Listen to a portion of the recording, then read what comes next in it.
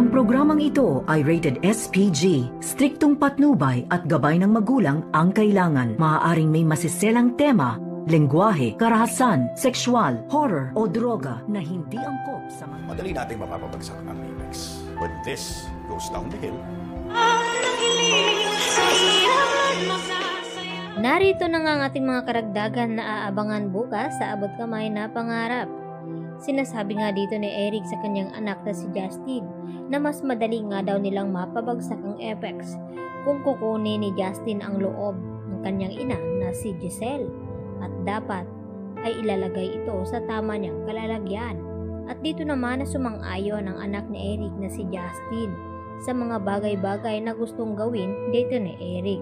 Subalit wala silang kaalam-alam na palihin pala nakikinig itong si Giselle sa kanilang pinag-uusapan. At dito nga napag-alaman ni Giselle, napakanalang naman pala ang mabutihan dito ni Eric sa kanya. Nang sa ganon ay mabilis nga nilang makuha ang loob dito ni Giselle. At dahil matalino nga ang mga tanyag ay hinding-hindi nga nila ito maiisahan at mauunahan pa ni Giselle ang mga plano dito ni Eric na pabagsakin nga itong Apex Hospital. Samantala, bumibilib naman ngayon itong si Carlos Benetes dito sa kakayahan dito ni Annalyn dahil nagkamali nga raw siya na ina-underestimate niya itong si Annalyn at kahit ano nga ang ibigay niyang task dito kay Annalyn ay talaga namang magagawan daw ito ng paraan at hindi lingid sa kaalaman ni Doc Carlos na magaling talaga daw itong si Annalyn. At dito naman na sumang-ayon itong si Michael at sinasabi ni Michael dito kay Carlos na mahal niya itong si Annalyn dahil simula ng bata ay siya na nga ang tumulong dito kasama itong si Lynette. Kaya pakiusap ni Michael kay Carlos na kung galit daw ito kay RJ ay sana daw huwag niya ibuntong kay Annalyn ang init ng kanyang ulo o galit dito kay RJ. At dito naman na humihingi ng paumanhin itong si Carlos dito kay Michael dahil sa ginawa niya dito kay Annalyn na binigyan niya nga ito ng challenge.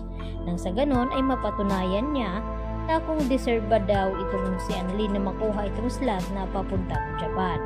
At dahil naipasa nga ni Annalyn ang task na iyon ay walang duda na makakapunta na nga itong si Annalyn sa Japan. At dahil sa sobrang saya ni Annalyn ay agad naman na dumalaw ito sa bahay ni Carlos at dito nga na pinuntahan ang ina at dito na masaya na ibinalita ni Annalyn kay Lynette na makakapunta na nga raw siya dito sa Japan at sa tuwa ni Annalyn na bayakap siya bigla sa kanyang ina.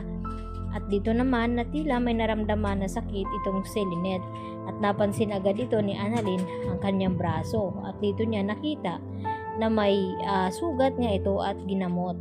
Kaya nagtanong itong si Annalyn kung saan niya nakuha ang sugat na iyon at kung si Carlos ba ang may gawa nito. At dito naman na pinagtakpan ni Lynette itong si Carlos dahil alam niya na magagalit nga itong si Annalyn kapag nalaman niya na sinasaktan nga siya dito ng kanyang asawa.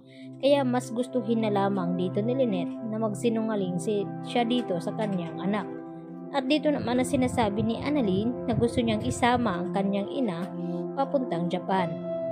At dahil gusto makabawi at humingi ng tawad itong si Carlos dito kay Lynette dahil sa kanyang ginawa, ay pumapayag naman itong si Carlos na sumama itong si Lynette sa Japan nang sa ganon ay mawala itong kanyang trauma at mabawasan ang kanyang stress dito sa bahay. At dito nga na masaya itong si Lynette na kahit sa ganong paraan ay makakaiwas siya sa mga trauma na kanyang naramdaman ngayon at anxiety.